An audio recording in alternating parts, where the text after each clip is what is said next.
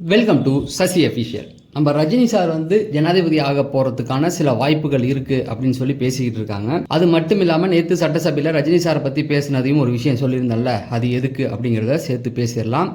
அதுக்கு முன்னாடி நம்ம பேச வேண்டிய சினிமா அப்டேட் எப்போதுமே கொடுப்போம் இல்லையா, அதையும் சேர்த்து கொடுத்துட்றேன். இன்றைக்கி தர்மன் படமும் இருக்குது, ஜெயிலர் 2, இது ரெண்டு சேர்ந்தால் நிறைய அப்டேட்டுகள் வந்திருக்கு. சரி, சினிமா செய்திகளை தெரிஞ்சுக்க நம்ம சேனலை சப்ஸ்கிரைப் பண்ணிட்டு இந்த வீடியோவை லைக் பண்ணியிருக்கேன். ஃபஸ்ட்டு எடுத்தோடனே மிதுன் சக்கரவர்த்தி இப்போ வந்து ஜெயிலர் 2ல நடிச்சிட்டு இருக்காரு. மிதுன் சக்கரவர்த்தியா ரஜினி சார்ட்ட ஒரு படம் பண்ணணும்னு சொன்னதுக்கு அப்புறம் தான் அவருக்கு இந்த வாய்ப்பை கொடுத்துருக்கு. சரி, மிதுன் சக்கரவர்த்தின்னு சொல்கிறாங்களே, அவர் யாருப்பா அப்படின்னு கேட்டிங்கன்னா, கண்டிப்பாக அவரை பற்றி இங்கே தமிழ்நாட்டில் அதிக பேருக்கு தெரிஞ்சிருக்காரு. ஆனால் அவர் பெரிய மாசான ஆள். அது எப்படின்னு கேட்டிங்கன்னா, ஹிந்தியில் அமிதாப் பச்சனுடைய கால்ஷீட் கிடைக்கலன்னா மற்ற இயக்குநர்கள் அடுத்து தேடி போகிறது மிதுன் சக்கரவர்த்தி தான். அப்படின்னா அவரை அடுத்த ஸ்டேஜில் உள்ளவர். ஆனால் அதிக பேருக்கு அவர் தெரியாது. பெங்காலில் பிறந்தவர், ஒரு ஒரு ஒரு நக்ஸலைட் அமைப்புக்குள்ளே போயிட்டார். அதுக்கப்புறம் அந்த இளம் வயதுலேருந்து திரும்பி வந்து அப்புறமேட்டுக்கு சினிமா நடிக்க ஆரம்பித்தார். அது மட்டும் இல்லாமல் ரொம்ப கருப்பான ஒரு ஆள். பாலிவுட்டில் இந்த நெப்போட்டிசம் நிறையா இருக்கும். அந்த நெப்போட்டிசத்தில் அவர் ரொம்ப மாட்டிக்கிட்டு கஷ்டப்பட்டு இன்றைக்கி பெரிய இடத்துல இருக்கார். தமிழர்களுக்கும் அதிக வாய்ப்பு கொடுக்கக்கூடியவர் அவர் அப்பயே. அப்படி இருக்கும்போது ரஜினி சாரும் அங்கே பாலிவுட்டில் நுழையும் போது அவரையுமே வந்து ரொம்ப விமர்சனம் பண்ணுறாங்க.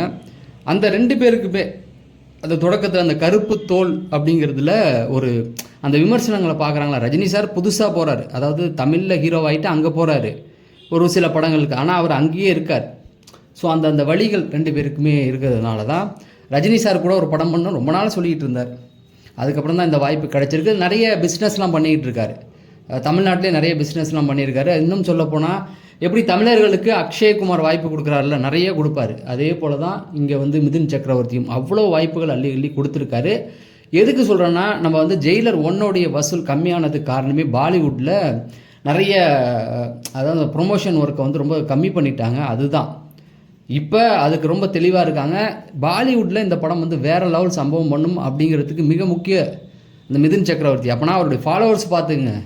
அமிதாப் பச்சன் கால்ஷீட் கிடைக்கலன்னா இவரை நோக்கி போனாங்க. அவ்வளோ செல்வாக்கு அவருக்கு அங்கே. அதனால் கண்டிப்பாக அங்கே தரமான ஒரு சம்பவம் இருக்கும். கேரளாவை பொறுத்த வரைக்கும் கேரளா இப்போயே டிக்கெட்லாம் ஃபுல்லாகி கிடக்கு. அந்த பக்கம் ஆந்திரா, தெலுங்கானா எல்லா இடத்துக்குமே பிடிச்சி வச்சுட்டாங்க. இதில் நீங்கள் இன்னொரு விஷயம் தெரிஞ்சுக்கணும் அப்படின்னா, அந்த பாட்டு நிறைய பேர் நெகட்டிவாக போட்டுக்கிட்டு இருக்காங்க, இது வந்து ஸ்லோவாக இருக்குது அப்படின்னு. அனிருத் வந்து எல்லாத்தையுமே தரமாக தான் பண்ணுவார். ஒன்றும் அது ரஜினி சாருக்கு விட்டு கொடுத்து பண்ணுவாரா? அது நெகட்டிவ் லாபின்னு சொல்லுவாங்கள்ல, அதை ஆரம்பிச்சிருக்காங்க.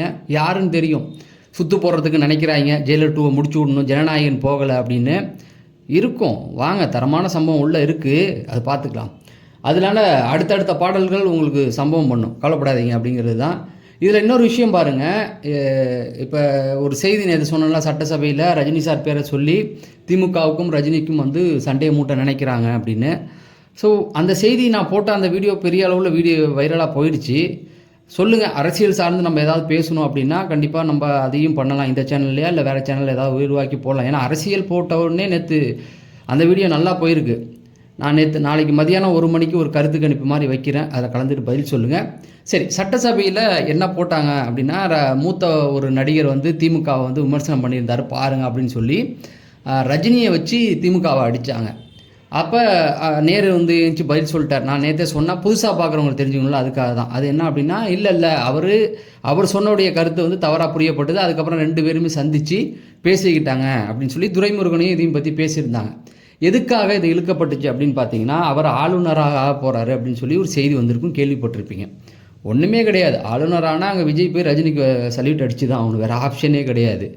அது பதவியில் வந்து முக்கியத்துவம் எதுவாக இருந்தாலும் அங்கே மேலே அவர் தான். சட்டசபையில் ஏதாவது ஒன்றுன்னா இங்கே ஏஞ்சி நம்ம வணக்கம் சொல்லி தானே ஆகணும். சட்டசபையில்னா அவர் தானே இது எடுத்துக்கணும். அதனால் அந்த ஆளுநர் பதவி வந்தாவே அது மிக பெருசு. ரஜினி சார்னாவே மாஸ் தான். அவர் கையில் ஒரு பொறுப்புன்னு வந்தால் அந்த பொறுப்புக்கும் மாசு ஏறி போயிடும். அதுவும் முதல்வராக அவர் தான் பொறுப்பேற்று வைக்கணும், கூப்பிடணும், இப்படி நிறைய விஷயங்கள் இருக்குல்ல. அதனால் கொஞ்சம் பயந்துட்டதாக சொல்கிறாங்க. அந்த இதில் தான் அவர் என்ன நிலைப்பாடில் இருக்கார், ஏற்றுக்குவார். ஏன்னா 96 கைக்கே வந்துருச்சு பதவி, வேணான்னு முடிவு எடுத்துட்டார். அதுக்கப்புறம் பார்த்திங்கன்னா அது அடுத்த தேர்தலேருந்து வருது, விட்டுட்டார். தொடர்ந்து அந்த வாய்ப்புகளை மிஸ் பண்ணிட்டார்.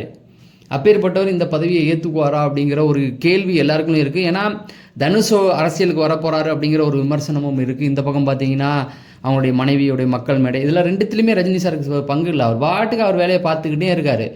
அவங்க மற்றவங்க பண்ணுறதுக்கெலாம் ரஜினி சாரை போட்டு இழுத்து அடிச்சுக்கிட்டு இருக்காங்க. இப்போ என்ன ஆச்சுன்னா, ரஜினி சார் பிஜேபியோடைய அந்த ஆளுநர் பதவியை ஏற்றுக்குவாரா அப்படிங்கிற ஒரு லைட்டாக குத்த ஆரம்பிச்சிருச்சு. சரி, இப்போ இப்படி ஒருத்தவங்களை வச்சு பேச சொன்னால் அப்போ அதுக்கான ரியாக்ட் பண்ணுவாங்கள்ல, அந்த ரியாக்டை வச்சு நம்ம கண்டுபிடிச்சிடலாம், அடுத்ததுக்கு போயிடலாம் அப்படின்னு நினைக்கிறாங்க. வேலைக்கே ஆகாது அப்படிங்கிறது தான். அதுக்கப்புறமேட்டுக்கு இன்னொரு விஷயம் என்னென்னா, ஜனாதிபதி ஆகிறதுக்கு வாய்ப்பு இருக்குது அப்படிங்கிற மாதிரி பேசுகிறாங்க. 2027 இப்போ இருக்கிற குடியரசுத் தலைவருடைய அந்த பதவி முடியுது. அதுக்கப்புறம் புதிய குடியரசுத் தலைவர் இங்கே புதுசாக தேர்ந்தெடுத்து தான் ஆகணும். அப்படியே அந்த குடியரசுத் தலைவர் தேர்ந்தெடுக்கணும் அப்படின்னு பார்த்தீங்கன்னா, பிஜேபி சார்பாக யாரை நிறுத்த போகிறது அப்படிங்கிற ஒரு கேள்வி இருக்கும்பொழுது, இங்கே தமிழ்நாட்டில் நிறைய விஷயங்கள் போயிட்டுருக்கு. அரசியல் சார்ந்து பார்த்தீங்கன்னா, விஜய் அடிக்கடி போய் அங்கே போய் வணக்கம் சொல்லிட்டு வரதை பார்க்குறோம். அதை பார்த்துருப்பீங்க. ஏன்னா அவங்க தயவால் தான் இப்போ ஆட்சி நடந்துக்கிட்டு இருக்குங்கிறது தெளிவாகவே தெரியுது, அப்பட்டமாக தெரியுது. காங்கிரஸ் கூட இருந்தாலும் வாய்ப்பு கிடையாது. ஏன்னா பதவியை தக்க வைக்க தான். அப்போ அவங்க போயிட்டாங்க அப்படின்னா பிஜேபி இந்த பக்கம் அதிமுக ஆட்களை வாங்கிடலாம் அப்படிங்கிற ஒரு நிலைப்பில் தான் இருக்குது. அது அந்த மாதிரி போயிட்டு இருக்குது. ஸோ இந்த நேரத்தில் பிஜேபிகிட்டேருந்து ஒரு அழைப்பு ஒன்று வருது. என்ன அப்படின்னு பார்த்தீங்கன்னா, அவங்க பயங்கரமாக காய் நகர்த்துவாங்க. இங்கே அதிமுக கூட ஒரு பேச்சுவார்த்தை, இந்த பக்கம் ஒரு பேச்சுவார்த்தை போயிட்டுருக்கு. ஆனால் அவர்கள் அங்கே ரஜினி சார்கிட்ட என்ன பேசியிருக்கதா சொல்கிறாங்க அப்படின்னா, உங்களை ரொம்பவும் அவமானப்படுத்திட்டாங்க, உங்களை வந்து ரொம்ப குத்தி காமிச்சிட்டாங்க, உங்களை வந்து உங்களோட சுதந்திரத்தை கெடுத்திருக்காங்க, நீங்கள் வாழ்த்து சொல்லணும்னு தவறான பதிவுகள் போட்டிருக்காங்க, அவங்களுக்கு நீங்கள் பதிலடி கொடுத்து தான் ஆகணும், வாங்க அப்படின்னு சொல்லி ரஜினி சாரை பிரதமராக, அதாவது குடியரசுத் தலைவராக நிற்க வைக்க முயற்சிகள் நடந்துக்கிட்டு இருக்குது. அது ரொம்பவும் பேசு பொருளாக இருக்குது. ரஜினி சார் இதை எப்படி ஏற்றுக்கொள்வாரா மறுப்பாரா அப்படிங்கிறது கண்டிப்பாக தெரிஞ்சிடும். அப்படி இருக்கும்போது தர்மனே அவருக்கு கடைசி படமாக இருப்பதற்கு வாய்ப்புகள் நிறையாக இருக்கிறது. ஏன்னா நான் இந்த படம் சொல்லிட்டேன். இந்த பக்கம் பார்த்தீங்கன்னா தர்மன் படம் வந்து 3rd ஷெட்யூல் ஆரம்பிச்சிட்டாங்க. குயிக்காக படம் போயிட்டுருக்குது. அதில் மட்டும் இல்லாமல் இப்போ ஸ்ரேயா அதில் நடிக்க போகிறதாகவும் ஒரு செய்தி வந்துகிட்டு இருக்குது. ஏன்னா சிவாஜி படத்தில் ரஜினி சாருக்கு பேர் பண்ணியிருப்பாங்க. 2 பேருக்குமே நல்ல ஒரு காம்போ தான். இப்போ நேற்று ஒரு ஸ்டில் வந்து விட்டுருக்காங்க. அந்த இதில் ரஜினி சாரும் அவங்களும் இருக்கிற மாதிரி மேபி ஏதாவது ஒரு டான்ஸு அந்த மாதிரி ஆடுறது. ஏன்னா ரஷிகண்ணா இருக்காங்க, இந்த பக்கம் சிம்ரன் இருக்காங்க, இவங்களும் இருக்கிறது ஏதோ ஒரு டான்ஸு வர மாதிரி அந்த மாதிரி தான் இருக்க போகுது அப்படிங்கிற மாதிரி இப்போ ஹைதராபாத்தில் போயிட்டுருக்கு ஷூட்டிங். கடன்னு பாருங்களேன், தொடங்கினதே தெரியல.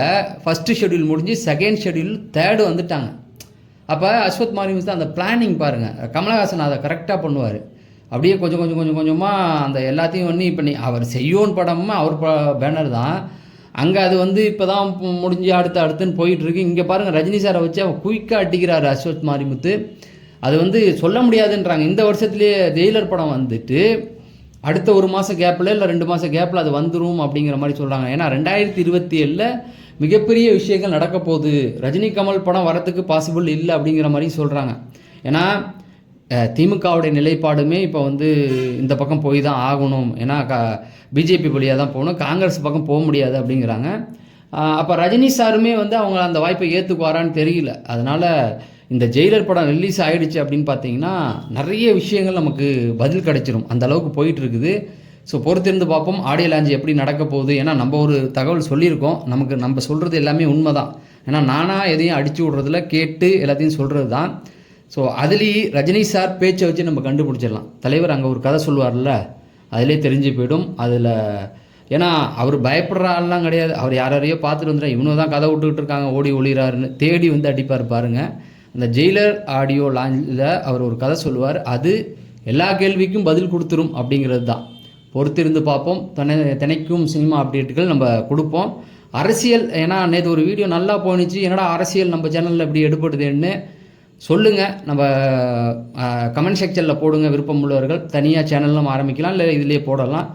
நாளைக்கு மதியானம் 1 மணிக்கு எப்போதுமே கருத்து கணிப்பு வைப்பேன், அதுலேயும் வைக்கிறேன். தொடர்ந்து உங்களுடைய ஆதரவு தாங்க. அடுத்த வீடியோவில் சந்திப்போம். நன்றி.